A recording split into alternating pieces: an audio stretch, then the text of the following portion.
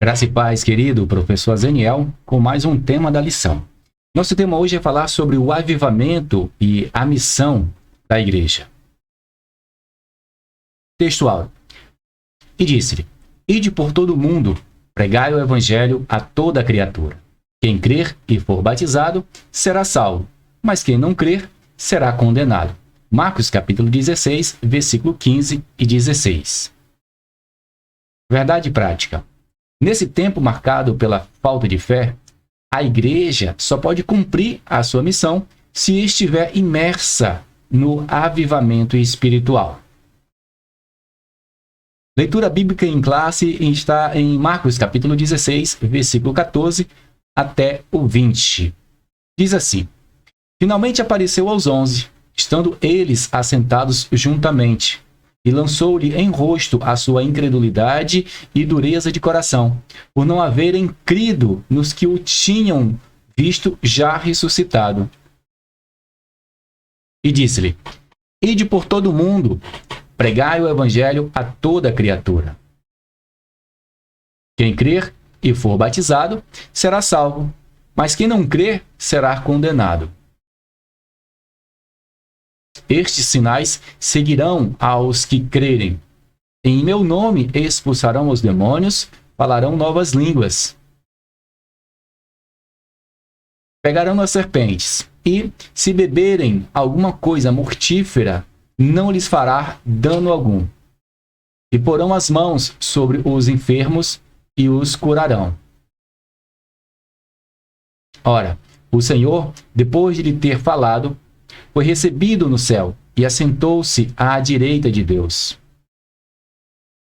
Eles, tendo partido, pregaram por toda a parte, cooperando com eles o Senhor e firmando a palavra com os sinais que o seguiram. Amém. Objetivos da lição. Primeiro, conhecer as características que evidenciam o avivamento da igreja primitiva. Segundo, conscientizar de que o avivamento espiritual ele é indispensável para proclamar o evangelho sob o poder do alto.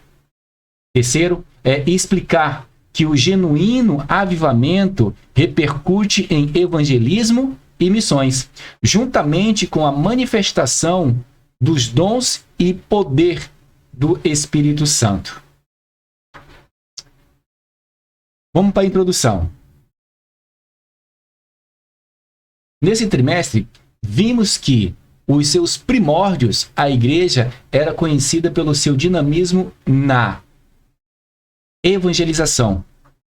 E eu queria ressaltar aqui sobre a questão da evangelização, né? Eu acho que a igreja tem deixado de falar sobre a questão do plano da salvação. E isso me chama muito a atenção aqui, porque se faz necessário a gente falar sobre o plano da salvação, para que haja um arrependimento, para que haja uma fé, para que essa pessoa venha obedecer a Deus e também seguir em paz, se faz necessário conhecer o plano da salvação. Porque o plano da salvação, ela vai incluir o quê? Ela inclui aqui 6 elementos. Eu já até comentei isso, acredito que alguma aula aqui, eu já comentei sobre o plano da salvação.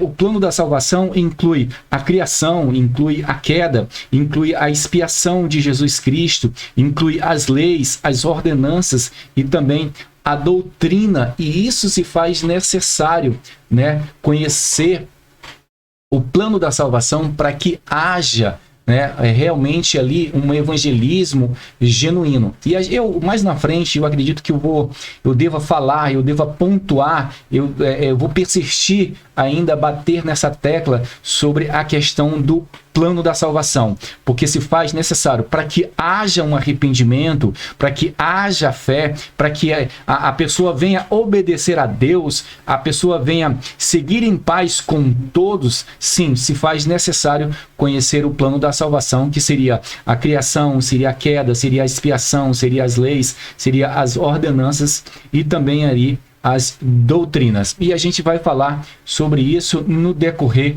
da nossa lição. O que é interessante na nossa imagem é, eles estão aqui de 2 em 2, né? Como o Senhor enviou. E lá na frente eu vou falar também sobre isso e dar algumas dicas sobre a questão de evangelismo. Tem também aqui a questão do discipulado, né? O discipulado. Sabemos que isso é um resultado do grande avivamento produzido pelo movimento do Pentecoste, a partir do cenáculo, quando aqueles 120 irmãos receberam o batismo no Espírito Santo. Então, além deles fazer o evangelismo, eles não só faziam o evangelismo, mas também eles cuidavam, eles discipulavam, né, aqueles irmãos que estavam aí. E mais ainda, o que era melhor aqui era o cuidado, né? E no cuidado com os necessitados, eles repartiam aí a sua alimentação. Vamos supor, esses irmãos que estão aqui na imagem, eles estão aqui cuidando, procurando pegar ali os seus cereais, mas talvez alguém ficou lá, talvez doente, enfermo, que não pudesse vir e tal, e eles tinham o quê? Eles tinham a compreensão de compartilhar esse alimento. E a gente vai falar um pouco sobre realmente sobre evangelismo, sobre discipulado e cuidado no decorrer da nossa lição, até porque isso aqui é apenas uma introdução.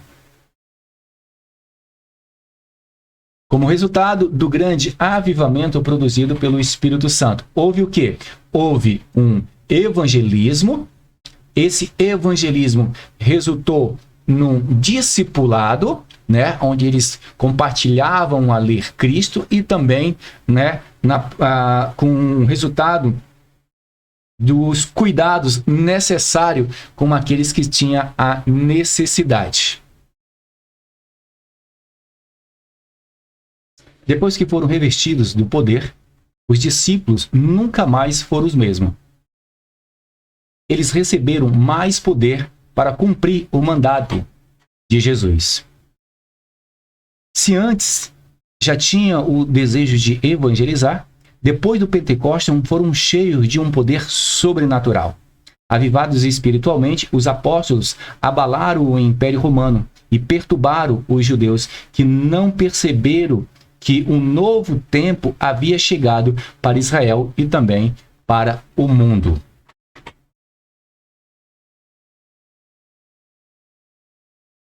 Hoje, mais do que nunca, as igrejas cristãs precisam do avivamento espiritual para proclamar o evangelho de Cristo no mundo que está em rebeldia contra Deus. Então, na nossa imagem, a gente pode trazer uma ilustração de que o Espírito Santo vem atuando de lá para cá. E esse outro lado aqui, então um lado mais vermelho, um lado mais rebelde, precisando ali do movimento, do mover do Espírito Santo, do avivamento.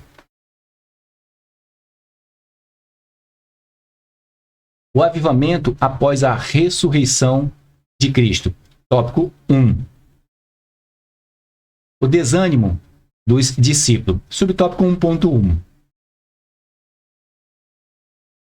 Depois da sua ressurreição, Jesus se apresentou triunfante e glorioso perante os seus discípulos que estavam desanimados, incrédulos, como se estivesse órfão, abandonado. Tendo Jesus vencido a morte, o inferno, o pecado e todos os poderes espirituais, ele apresentou-se triunfante aos seus discípulos, que estavam desanimados e incrédulos. Olha o que ele diz. Não vos deixei órfão, voltarei para vós, ainda um pouco, e o mundo não me verá mais, mas vos o verei, porque eu vivo e vos viverei. João capítulo 14, versículo 1 e 16.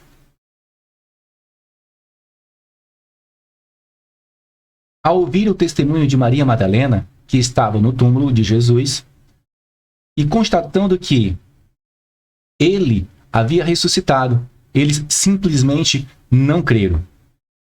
Talvez tenha agido assim por ter sido Maria Madalena, uma mulher de um passado reprovável, ou ao mesmo pelo fato de ser mulher. a quem eles não valorizavam e muito menos, né, davam crédito. Estavam completamente desassolados. Marcos capítulo 16, versículo 10 e 13. E partindo ela, anunciou àqueles que tinham estado com ele, os quais estavam tristes e chorando. E ouvindo eles que Jesus vivia e que tinha sido visto por ela, não o creram. E depois se manifestou-se em outra forma a dois deles, que iam de caminho para o campo. E, indo estes, anunciaram-nos aos outros, mas nem ainda estes creram. A aparição de Jesus aos discípulos, subtópico 1.2.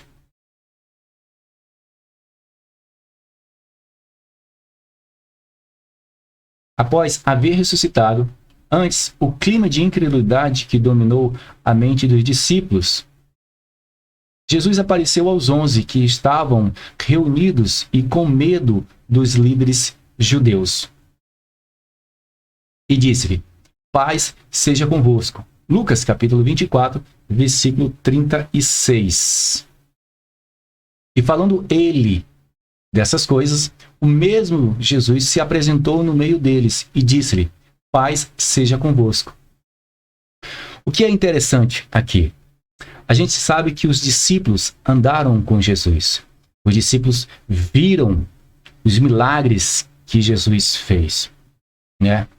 O Senhor Jesus mesmo falou para ele: olha, eu serei morto, mas ao terceiro dia eu ressuscitarei. Né? E é interessante que eles agora perdem a fé. Eles agora ficam com medo. Por quê? Ele diz, eles chegaram a imaginar, agora, como a gente vai fazer? O nosso mestre morreu, ele não está mais entre nós. Aí, e os líderes judeus, eles vão colocar a gente no calabouço, eles vão nos matar. Então, eles estavam com medo, eles estavam em pânico. E quando eles verem Jesus, eles continuam ainda aterrorizados. Eles continuam ainda com medo. Eles pensavam que via algum espírito. Lucas, capítulo 24, versículo 37. Eles, espantados e atemorizados, pensavam que via algum espírito. Até que Jesus lhe mostrou as mãos e os pés perfurados. Lucas capítulo 24, versículo 40. E dizendo isso, mostrou-lhes as mãos e os pés. Jesus aqui, ele incentivou a olhar e tocar. Ele tinha carne e ossos e até podia comer. Por outro lado, o corpo não era como o corpo humano restaurado como o de Lázaro. O corpo ressuscitado de Jesus era o quê? Era um corpo glorificado e também um corpo imortal. Mesmo assim, eles não creram que era Cristo ressuscitado. Lucas capítulo 24, versículo 41. E não crendo eles ainda por causa da alegria e estando maravilhado, disse-lhes: tendes aqui alguma coisa que comer? O avivamento após a ressurreição. Subtópico 1.3. Depois da ressurreição, Jesus deu aos seus discípulos o mandato da grande comissão. Jesus Cristo mandou que o evangelho fosse pregado a toda criatura, sem exceção de etnia, condição social, política ou até mesmo nível cultural ou instrução. Ele definiu qual a condição por que uma pessoa pode ser salva.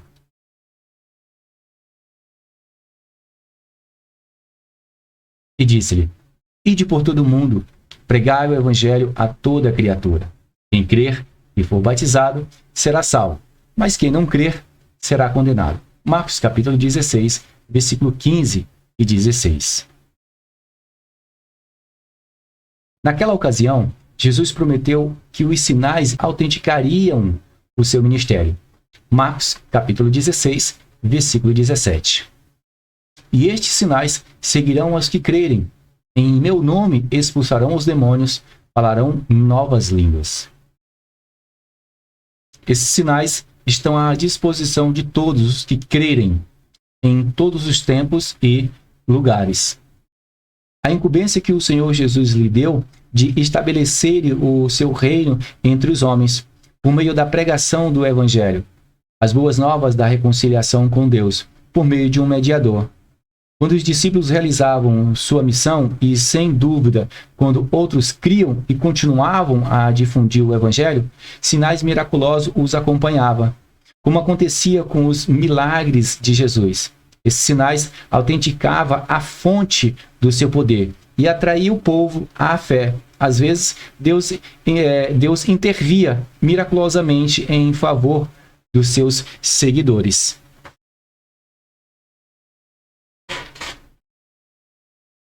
Depois do Pentecoste, os discípulos pregaram com unção, expulsaram os demônios e curaram enfermos. Atos capítulo 3, versículo 6 ao 10. E disse-lhe Pedro: não tenho prata nem ouro, mas o que tenho, isso te dou. Em nome de Jesus Cristo, o Nazareno, levanta-te e anda. E, tomando-o pela mão direita, o levantou, e logo os seus pés e os tornozelos se firmaram. E, saltando ele, pôs-se em pé, e andou, e entrou com eles no templo, andando e saltando, e louvando a Deus.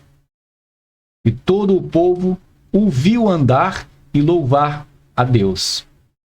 Agora, a comissão deles é ampliada, e eles têm autorização para ir a todo o mundo, a todas as partes do mundo, e pregar o evangelho de Jesus Cristo a toda criatura, tanto ao gentil como aos judeus, e a toda criatura humana que seja capaz de recebê-lo. Paulo e Silas foram poderosamente usados por Deus. Atos capítulo 16, versículo 14 e 15.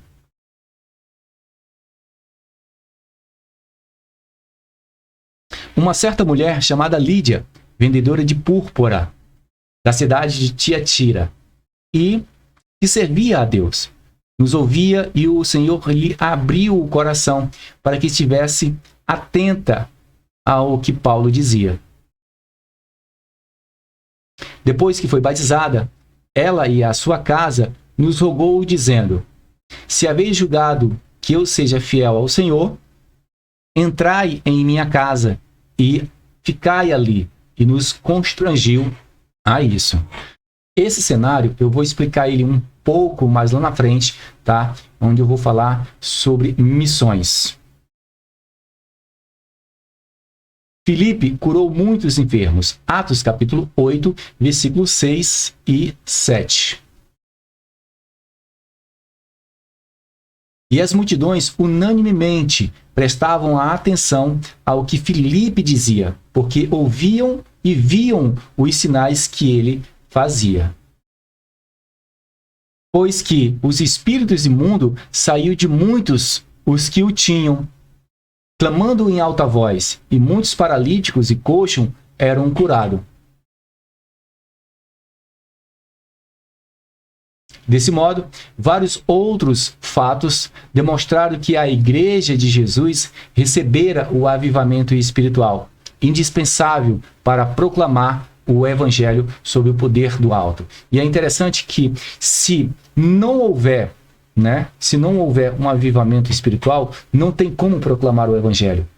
É indispensável, tá? Se torna indispensável o avivamento. Então, para proclamar o Evangelho, se faz necessário o quê? Se faz necessário um avivamento espiritual. E a gente tem essa referência aí em Atos capítulo 9, versículo 34 até o 42, e também Atos capítulo 14, versículo 8 até o 10. O avivamento na missão da igreja local. Subtópico 2. O avivamento nas missões locais. Subtópico 2.1. O avivamento espiritual, como consequência do Pentecostes, produziu uma chama nos corações dos seguidores de Jesus. Mesmo com perseguições, os apóstolos pregaram ousadamente o Evangelho de Jesus Cristo, começando por Jerusalém. Como já visto em capítulo anterior, o modelo cristão de evangelização e missão é centrífugo, tá? É partindo de um centro para uma periferia. Jesus, ele definiu o ponto inicial, a partida do qual a evangelização deveria ser levada a efeito, que seria onde? Que seria Jerusalém. Então, Jerusalém aqui seria o nosso ponto inicial, né? Seria o nosso ponto inicial, seria do centro para a periferia. E isso a gente vai ver no decorrer da nossa aula. Eles foram perseguidos e presos por terem proclamado a doutrina de Cristo na Cidade Santa. Mas foram libertos pelo poder de Deus e continuaram a proclamar o Evangelho. Atos capítulo 5, versículo 27 ao 29 e o 42.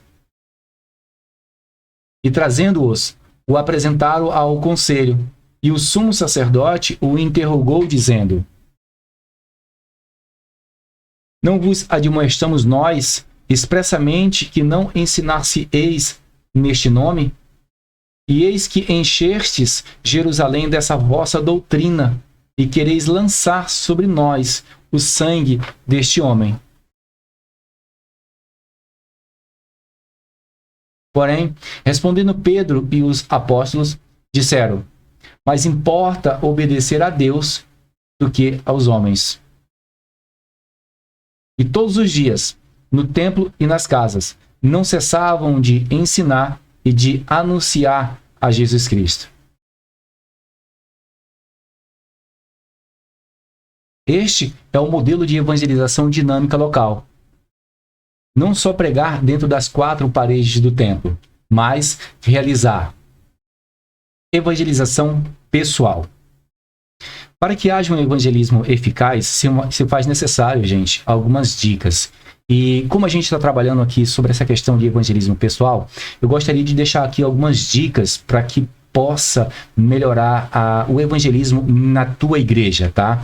Então, vamos aqui para uma dinâmica. Eu vou criar um cenário para que eu possa explicar isso de uma forma mais clara e também objetiva sobre essa questão de evangelização pessoal. Eu vou fazer um cenário aqui. Então, eu e Paulo, que é esse que está com a Bíblia na mão, ele está evangelizando Roberto.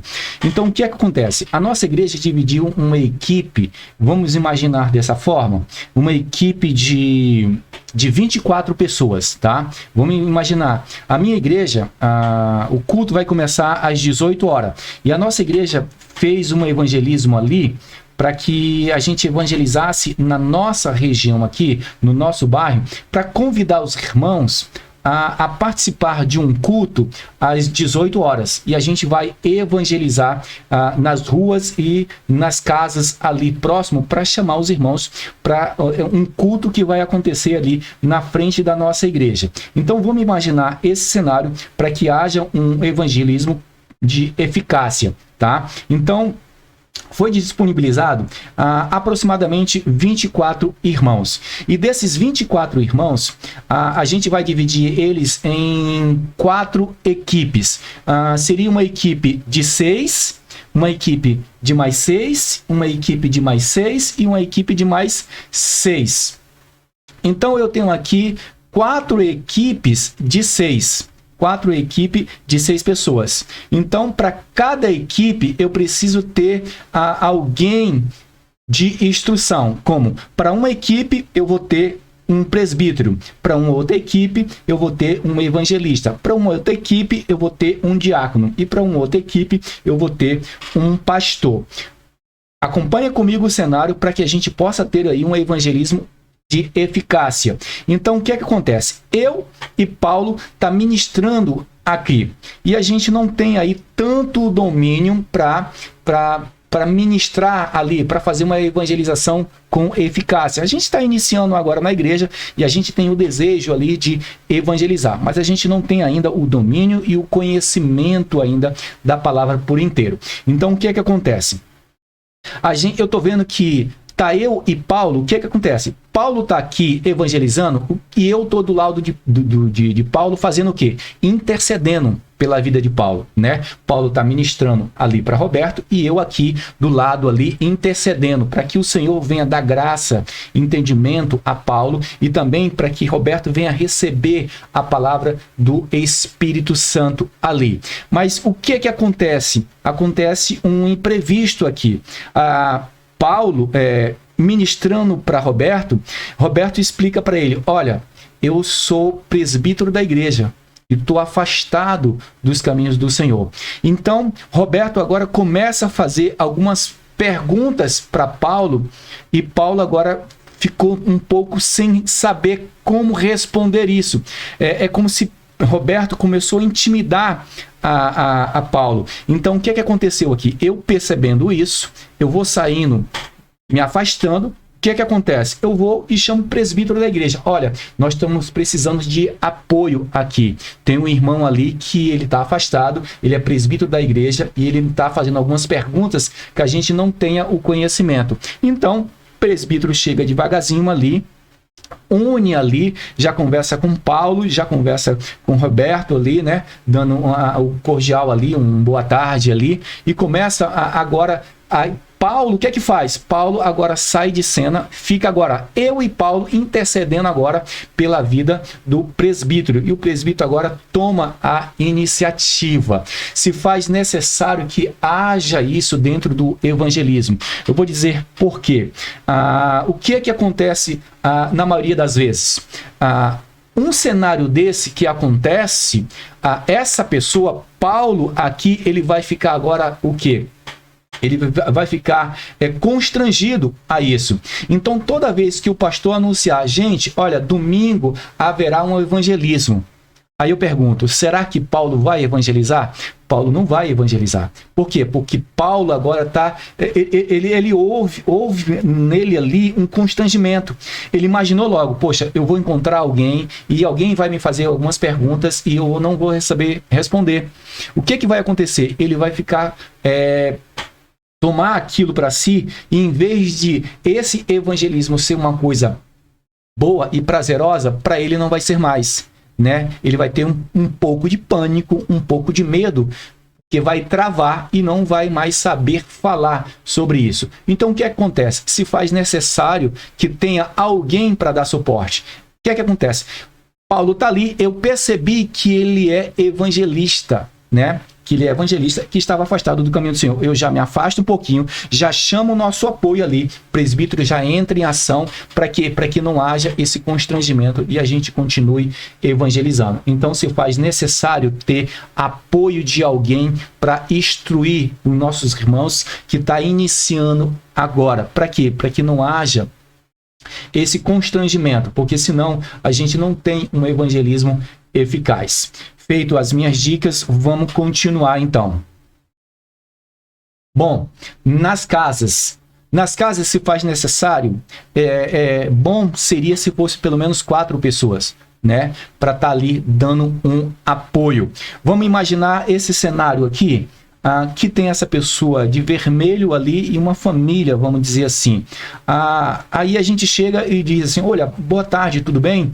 A gente vai ter um evangelismo aqui em frente à nossa igreja e eu gostaria de lhe convidar para a gente estar junto ali, louvando e adorando a Deus. O senhor já ouviu falar de Jesus? Não ouviu ainda? O senhor conhece o plano da salvação?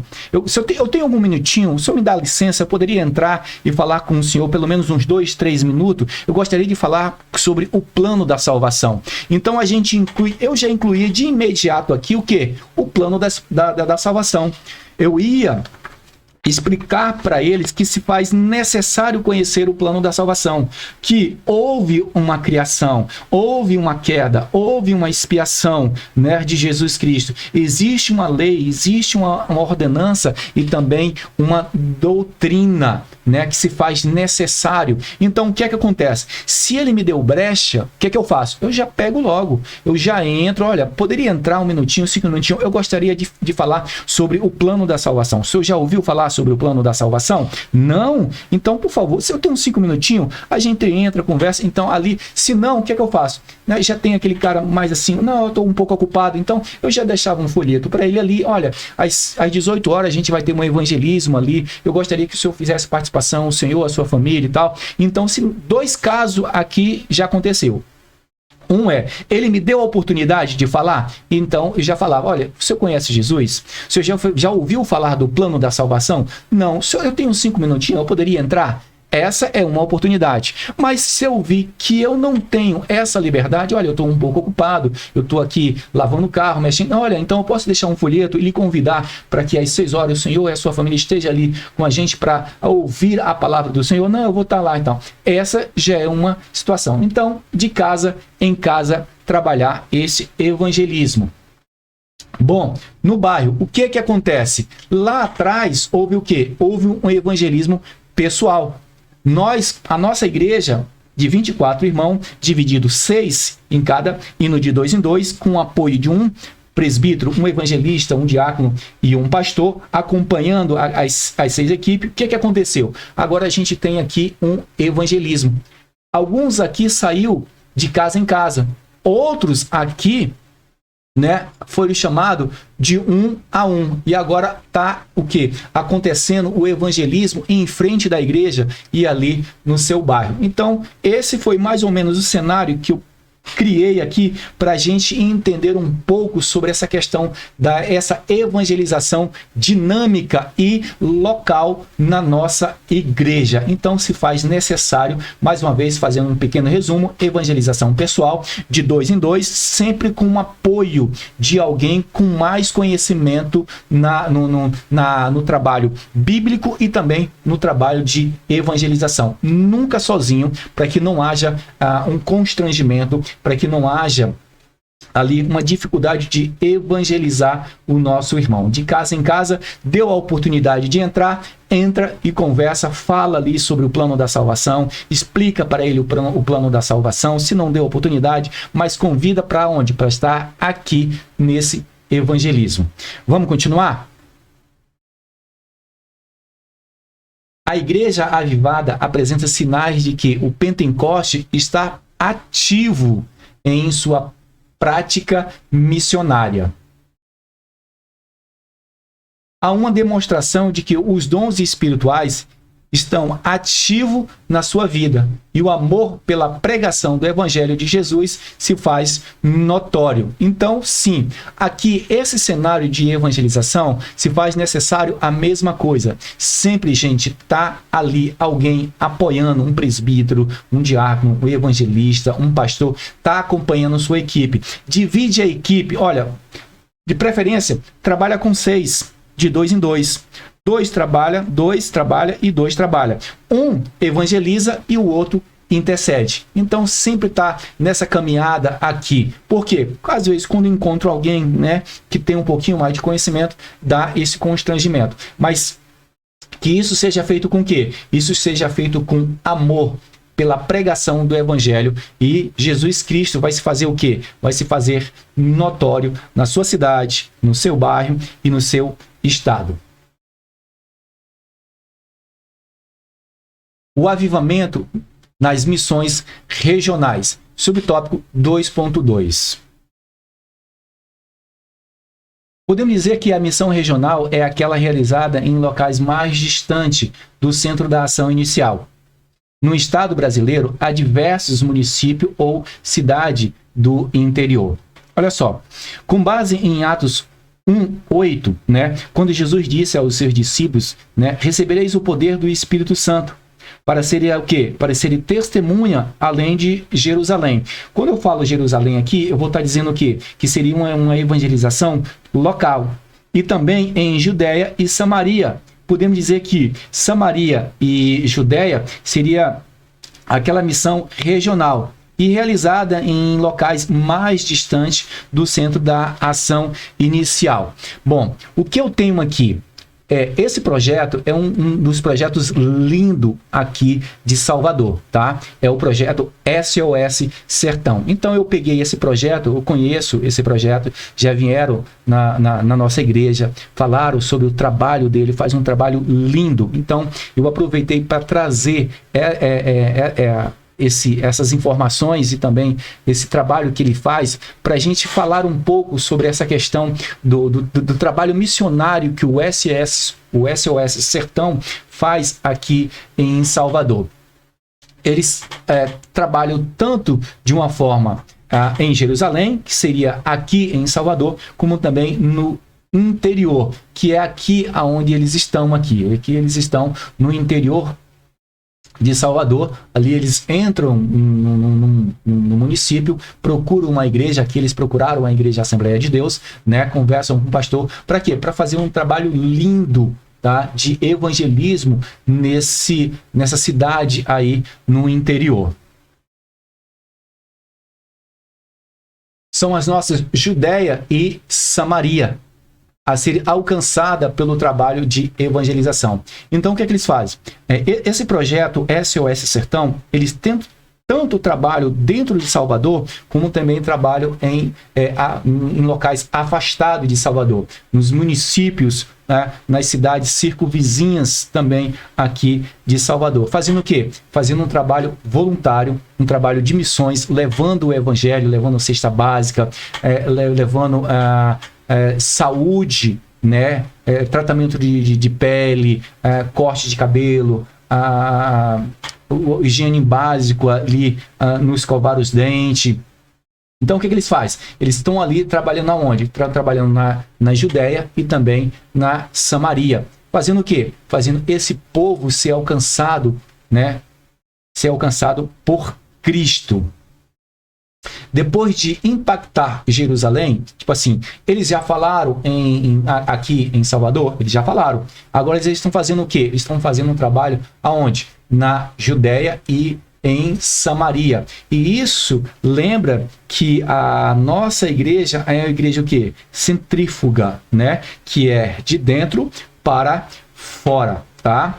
Então, depois de impactar Jerusalém com a mensagem do Evangelho, os discípulos levaram a muitos outros lugares. Atos capítulo 8, versículo 1, 4 e 14. E Mateus capítulo 10, versículo 23.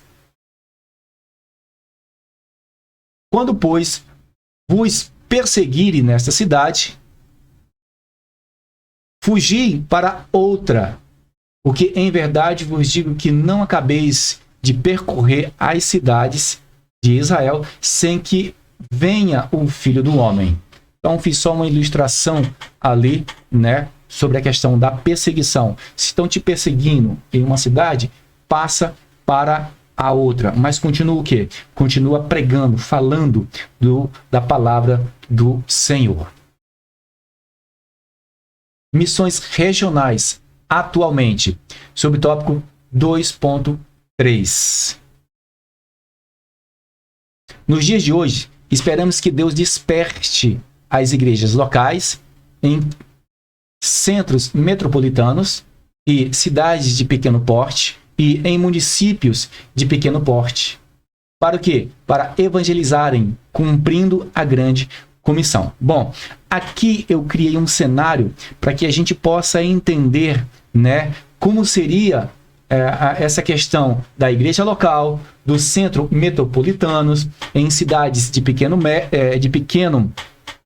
cidade de porte médio e também em municípios de pequeno porte. Então, o meu cenário que eu criei foi esse. Igrejas locais. Salvador, tá? Ela abriu uma igreja aqui em Simões Filho. Com o objetivo de quê? Com o objetivo da grande comissão. Já a igreja de Dias Dávila criou uma igreja, abriu uma igreja aonde? Em Pojuca. E não só isso, também uma outra igreja em Catu. tá? Nos centros metropolitanos, vamos dizer assim, vamos colocar aqui que Feira de Santana, tá? Abriu uma congregação em Conceição do Jacuípe, e não só isso, tá? No Coração de Maria também abriu uma congregação ali. Então, o centro, né, metropolitano ali fazendo o quê? Fazendo a grande comissão. E também não só isso, em Santo Amaro. Uma outra região também ali, né? A igreja local de Santo Antônio de Jesus, ela abriu uma igreja em Sobradinho.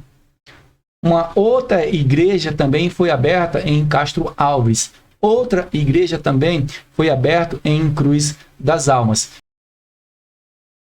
Em Milagres, foi aberto em Iaçu, Legedo Alto,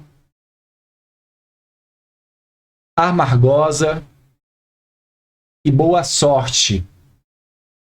Itaberaba abriu uma igreja ali em Capivari, Santa Quitéria, Rui Barbosa, Morro das Flores e Boa Vista do Tupim. Então, o cenário que eu criei aqui foi que as igrejas locais, né, ou então os centros metropolitanos e cidades de porte médio, então municípios de pequeno porte, para o quê? Para evangelizarem, fazendo o quê? Cumprindo a grande comissão de Jesus. Então, eu peguei esse cenário aqui, porque, como eu moro em Salvador, eu peguei o cenário mais próximo aqui para que a gente possa entender esse cenário. Então, a igreja de Salvador, ela abre, né, ela procura responder o Ide, Senhor, em Simões Filho, tá? Dia d'Ávila cria aí igrejas em Catu, em Pojuca,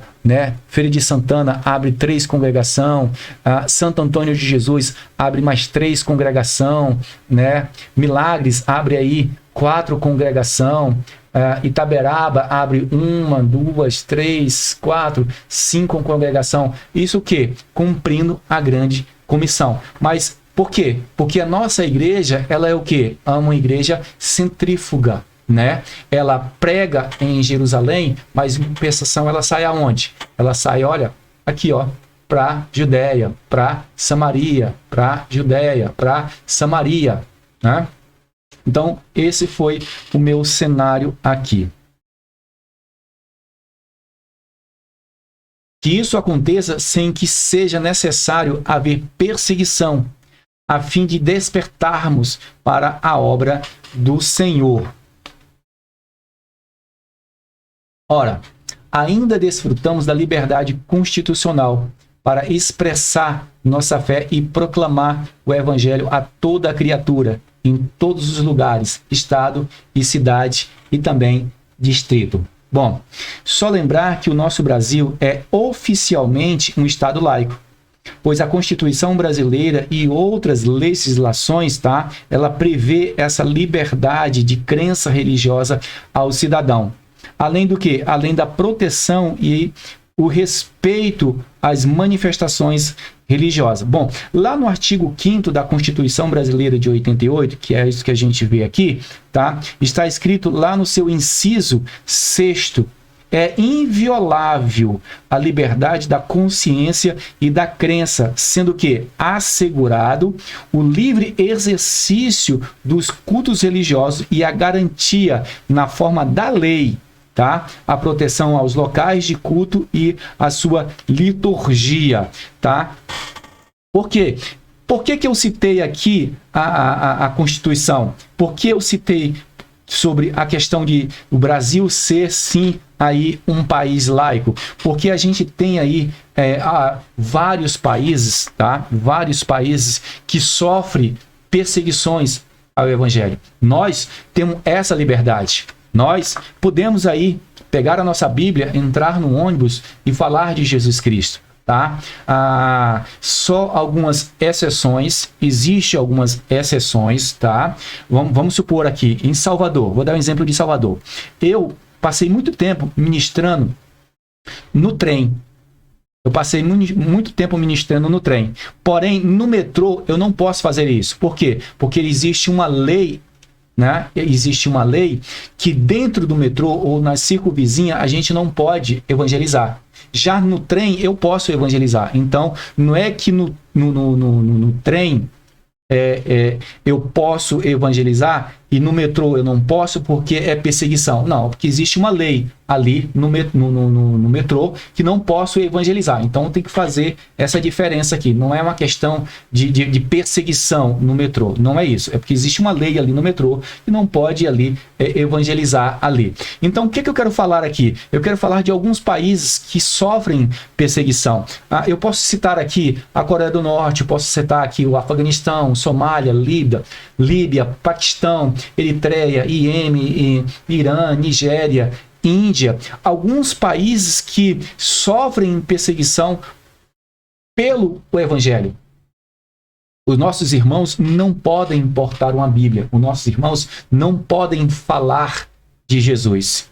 Nós somos um país que nós temos essa liberdade, porém, a gente não faz por onde isso valer a pena, né? Então a gente continua, Iraque, Síria, Sudão, Arábia Saudita, Maldivas, Egito, China, Myanmar, Vietnã, Mauritânia, Uzbequistão, Laos, Turcomequistão, Argélia, Turquia, Tunísia, Marrocos, Mali, Catar, Colômbia. Eu posso continuar citando ainda Bangladesh, Tajiquistão, Nepal, Etiópia, México, Jordânia, Brunei, Cazaquistão, Marrocos, Butão, Omã, Moçambique, Malásia, Indonésia. Então, tipo assim, existe uma lista de países que sofrem perseguição, que eles morrem por apenas crer no Evangelho. Mas nós, o que nós estamos fazendo? Nós, às vezes, deixamos a nossa Bíblia empoeirar na nossa estante. A gente nem pega. E eu vou mais longe ainda, a gente não consegue nem evangelizar os nossos vizinhos. A gente não consegue nem evangelizar os nossos vizinhos. Nós temos aí um país laico e uma Constituição que garante essa liberdade. Mas a minha pergunta é, até quando? Até quando a gente vai ter essa liberdade? Já chegou a imaginar se chegar essa perseguição aqui no Brasil? Você estaria preparado para realmente não negar a Cristo? Fica aí a minha pergunta.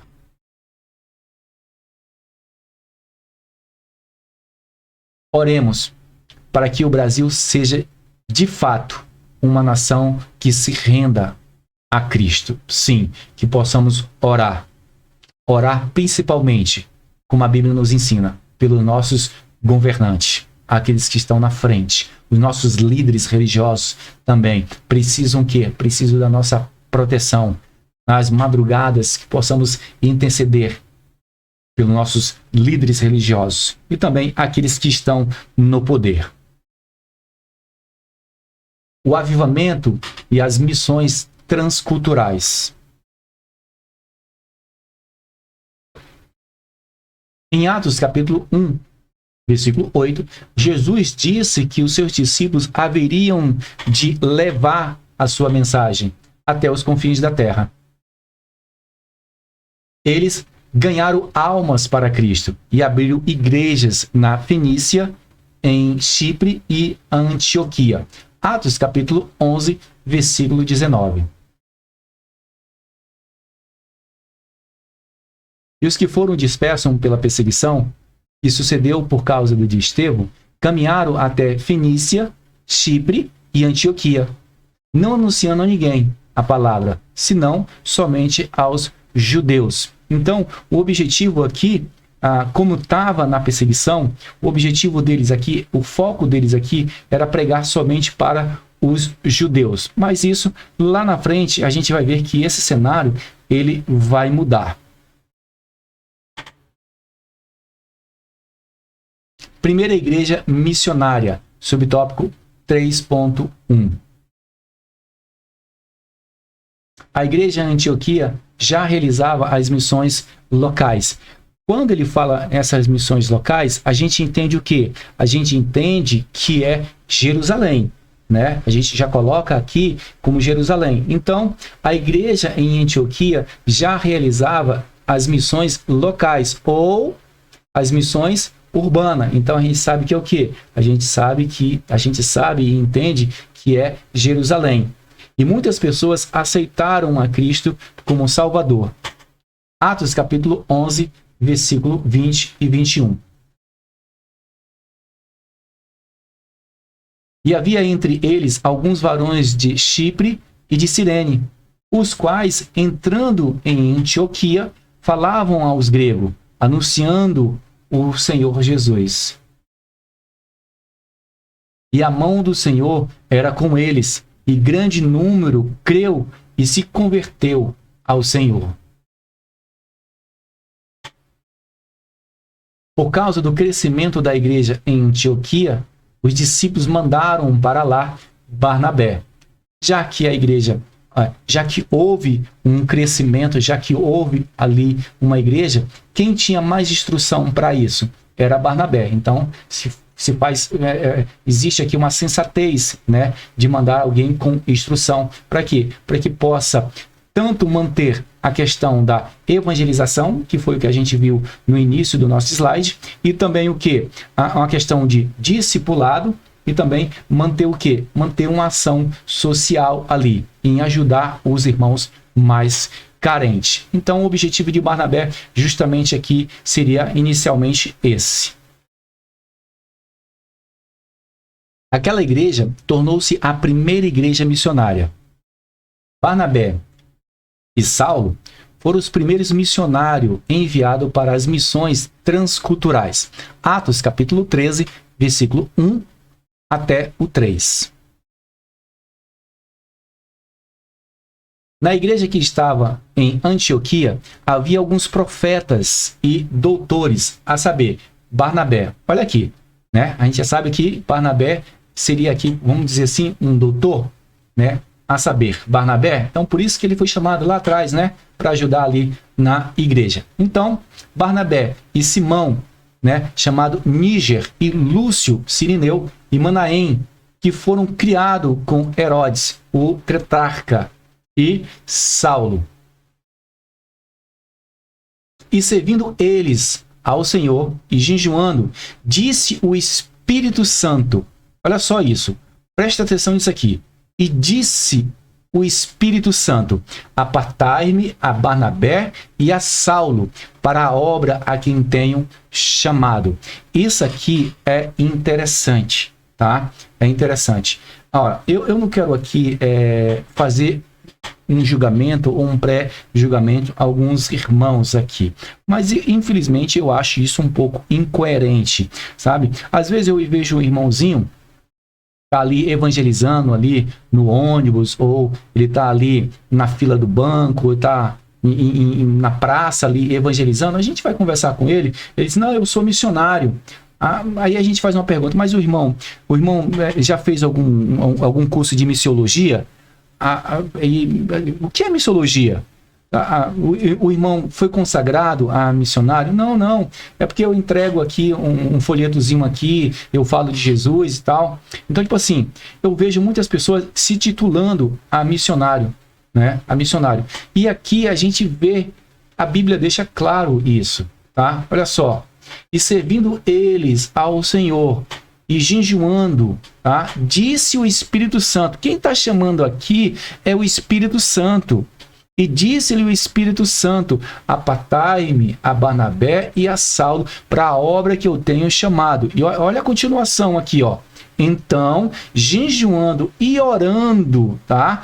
Jejuando e orando. Então, a gente precisa estar o quê? Precisa estar jejuando, precisa estar orando. Você precisa estar na brecha. Quer ir ao campo missionário? Tem vontade? Vamos supor, vamos imaginar aqui.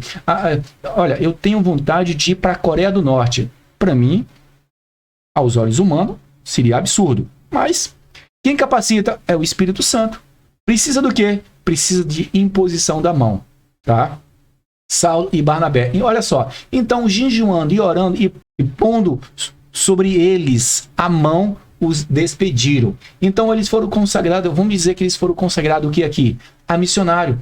Temos aqui os nossos primeiros missionários. Mas qual foi a ação aqui? Eles estavam jejuando, eles estavam orando, eles estavam na brecha. Eles tinham conhecimento? Sim, tinham conhecimento. Tinham conhecimento. E hoje, para ir ao campo? Bom, quer ir ao campo missionário? Eu te oriento a começar com um curso de missiologia. Eu te oriento a começar com um curso de missiologia. Você vai ter um amplo conhecimento sobre o campo missionário. Tá? Você vai entender como é abrir uma igreja, você vai entender como é que é o campo missionário, você vai entender fazer projetos para o campo missionário. Por quê? Porque para você ir ao campo missionário, querido, você precisa fazer um projeto. Tá? Você não tem como entrar em um país, tá? Para dizer assim, olha, eu vim aqui pregar o evangelho. Não funciona assim. Tá? Não funciona assim. Você pode ir para vamos supor, você quer ir para a África, tá? Você quer ir para a África, você tem como ir na África para fazer o quê? Eu vou colocar aqui umas duas situações maleável. Uma é você ser professor. O seu projeto, você apresenta, você cria o seu projeto, vamos lá. Você terminou o seu curso de missiologia, né? Terminou o seu curso de missiologia, você se formou em missiologia, seu pastor, você você cria um projeto de ir para a África. Olha, eu quero ir para a África, eu quero evangelizar na África. Tá, e qual é o teu projeto? Meu projeto é abrir uma escola. Eu quero abrir uma escola de criança do primário até ali a 5ª série. Eu vou ser professor nessa área. E então, por trás ali, você vai ensinar o cristianismo. Então, você apresenta o seu projeto, cria o seu projeto, vê a questão de tijolo, areia, luz, água, aluguel, cadeira. Então, isso tudo vai no seu projeto. Feito o seu projeto, você envia para a igreja envia para o Templo Central, o presidente ali da Secretaria de Missões analisa o seu projeto, vê o custo, se esse custo é viável para lhe enviar ao campo missionário. Então, teoricamente, querido, funciona dessa forma aqui. Então, vamos voltar aqui para Paulo. Eles foram o quê? Eles foram chamados? Foram chamados. Quem chamou ele? Foi o Espírito Santo, tá? Paulo e Barnabé, aqui foram chamados pelo Espírito Santo, estavam jejuando, estavam orando, colocaram a mão sobre ele, o consagraram a missionário e sim, ele foi ao campo. E isso eu vou falar um pouco mais lá na frente, porque qual é o objetivo aqui da primeira viagem missionária? Vamos ver aqui o que é que acontece, porque nós estamos na primeira viagem missionária, né? Foi através de Paulo, tá? Que a Europa pré-cristã tornou-se um continente cristão, tá? Tornou-se um continente cristão. Como vimos em lição anterior, até falei sobre isso. Realmente na lição, algumas lições aí anterior, eu falei sobre isso. Deus levantou homens, tá? Na unção do Espírito Santo para evangelizar o velho continente. Olha, eu criei aqui um cenário para a gente entender o agir e o poder de Deus na vida, tá? De um missionário. O que é que a gente tem aqui? Vamos voltar. Deixa eu voltar aqui, olha só para a gente entender. Aqui é a primeira viagem missionária de Paulo, tá? E se a gente for colocar na ponta do lápis, vai começar aqui em Seleucia, tá? Passa para Salamina, tá? Pafos. O que é que acontece aqui? Eu vou criar, só explicar um pouco esse cenário para a gente entender.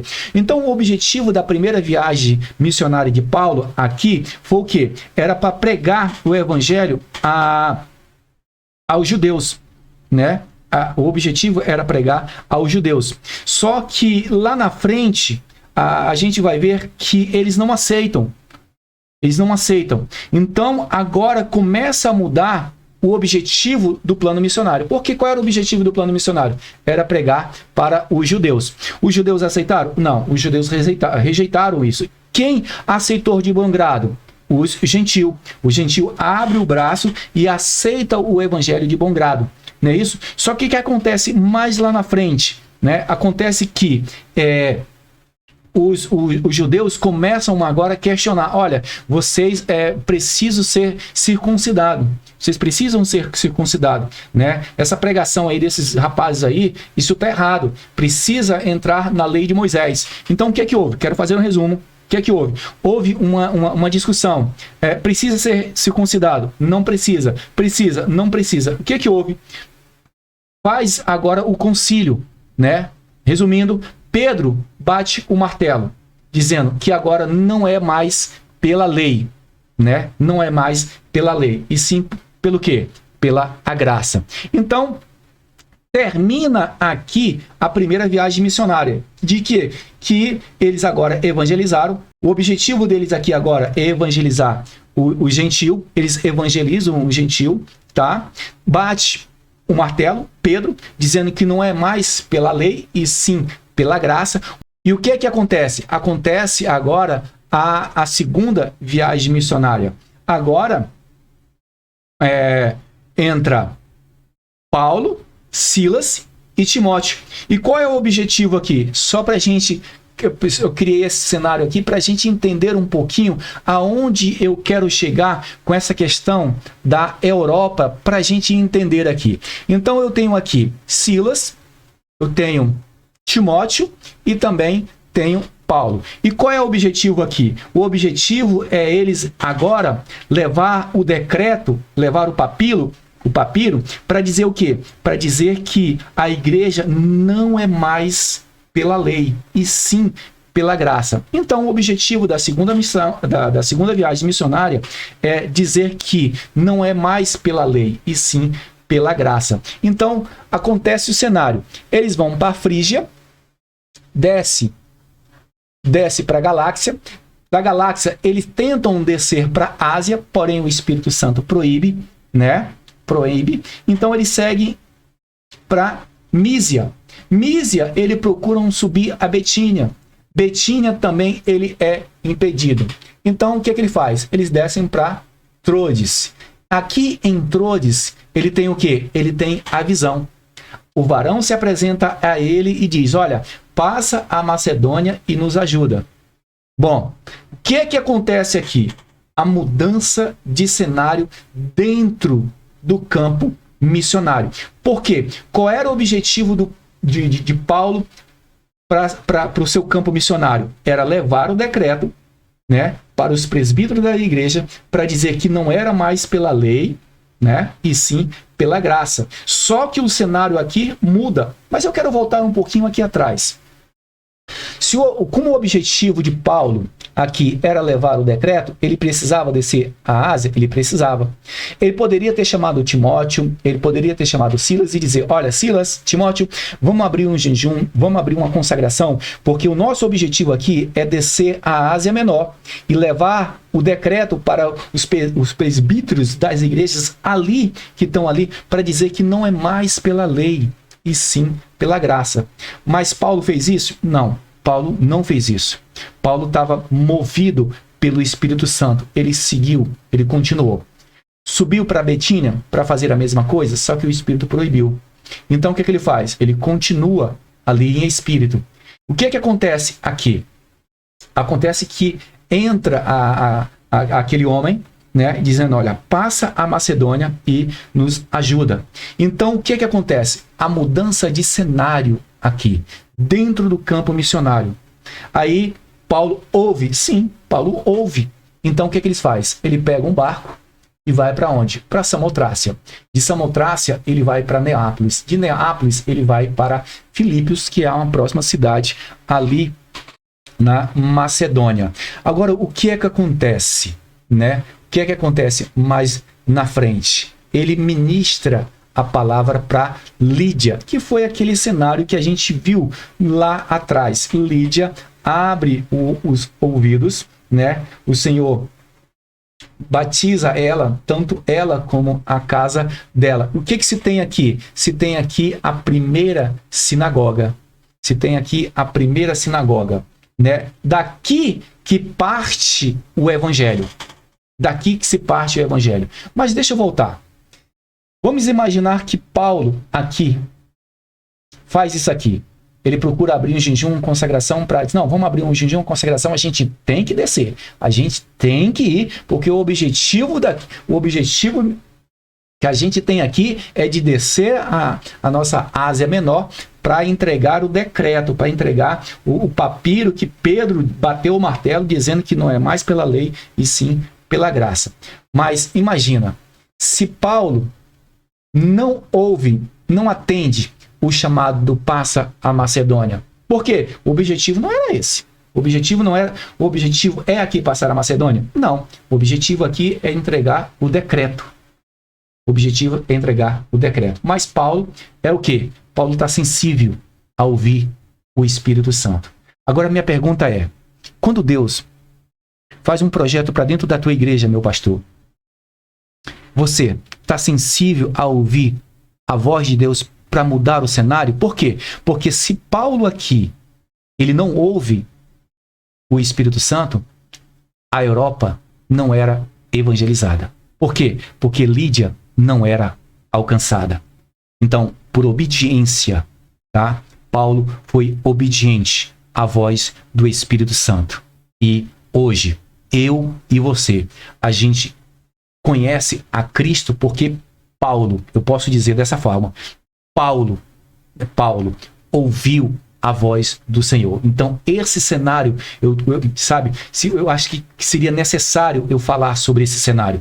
Porque, para a gente entender esse cenário aqui, o objetivo não era passar a Macedônia. O objetivo era somente até aqui, Troades, levar o papiro para as cidades ali, para dizer que não era mais pela lei. Mas o Senhor mudou o cenário. E outra, tá? Quando a gente ler lá atrás que Lídia é uma vendedora de púrpura, da onde? Da cidade de Tiatira. E eu fui pesquisar alguns dias atrás da onde era Tiatira. Aqui, ó. Tiatira é da Ásia Menor. Então, vamos imaginar esse cenário. Ei, Paulo, quem está aqui para me salvar não está aqui, está na Macedônia. Então, olha o cenário. Paulo aqui fechou por quê? Porque quem era para salvar aqui era Lídia. E Lídia é vendedora de púrpura da cidade de Tiatira. E Tiatira é da cidade da Ásia. Mas ela estava onde? Ela estava na Macedônia. E o Senhor abriu o coração. Eu posso chutar aqui, eu vou usar o chutômetro. Quem sabe se o carcereiro também não era de Betinha. Como a gente não tem informação do carcereiro, né? Mas eu vou deduzir que seria aí de Betinha. Então, como vimos na lição anterior, Deus levantou homens, tá? Na unção do Espírito Santo para evangelizar o velho continente. Paulo criou ali a primeira sinagoga com Lídia, depois se cria, vamos dizer assim, a segunda sinagoga com o carcereiro. Então fica aqui uma grande lição. A gente precisa ser sensível a ouvir a voz do Espírito Santo. Foi o que Paulo fez e deixou aí uma grande lição para a gente.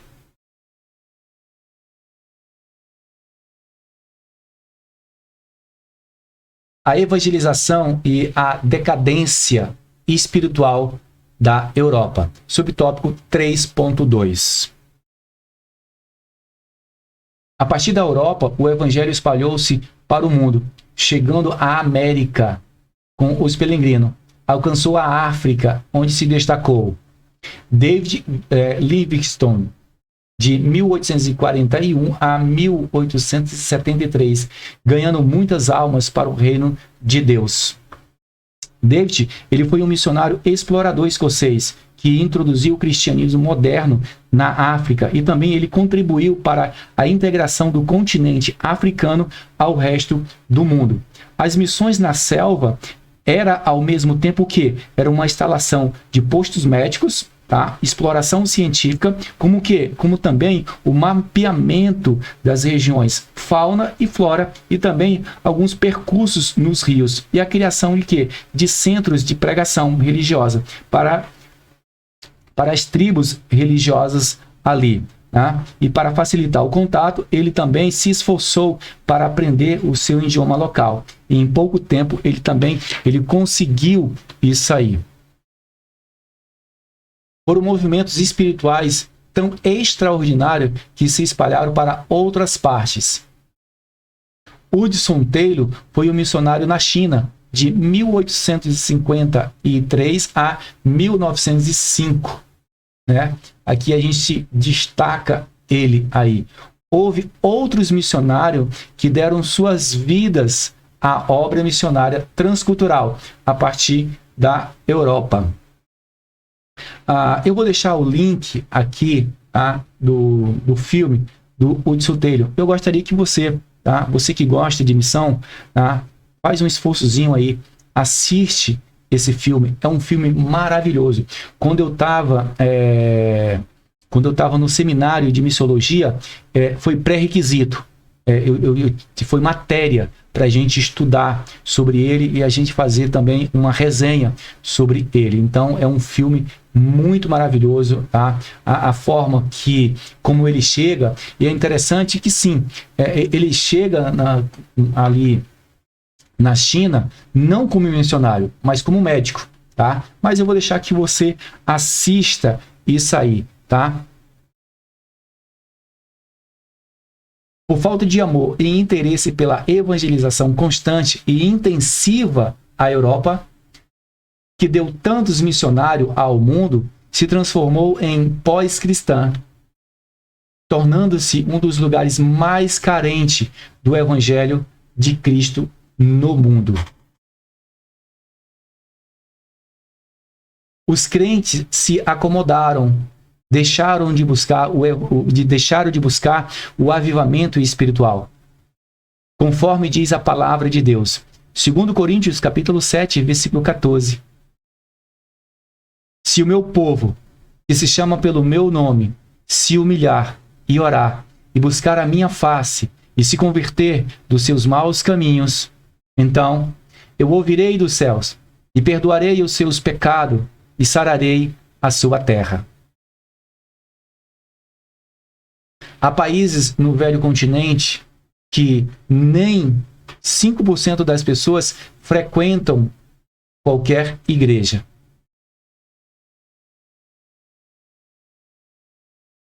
Clamor pelo avivamento espiritual, subtópico 3.3. As missões transculturais são as atividades missionárias que cumprem a última etapa da missão da igreja, até aos confins da terra. Atos capítulo 1, versículo 8. Mas recebereis a virtude do Espírito Santo, que há de vir sobre vós, e semeeis testemunha, tanto em Jerusalém, como em toda a Judéia e Samaria e até os confins da terra. Elas concretizam o ide imperativo de Jesus, que ordenou seus discípulos a irem por todo o mundo e pregarem o evangelho a toda a criatura. Então, o ide é o quê? O ide, ele é imperativo. Então, meu irmão, minha irmã, eu e você, nós precisamos cumprir, tá? O ide do Senhor Jesus.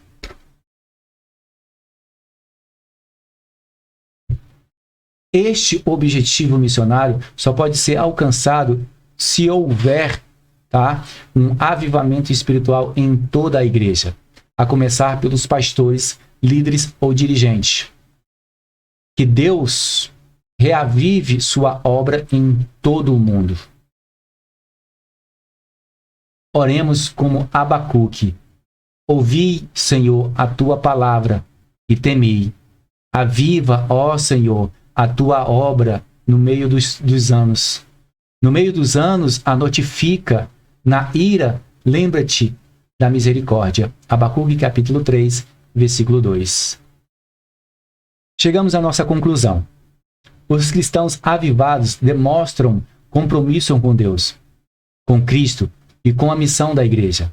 Eles têm amor pela obra de Deus e cooperam com a evangelização local, regional e transcultural. Em várias igrejas cristãs, mesmo no século da falta de fé, há demonstrações de avivamento espiritual, como a manifestação dos dons do Espírito Santo e o fervor na busca pelas almas perdidas. Essa é a missão maior da igreja do Senhor Jesus Cristo. nosso exercício aí.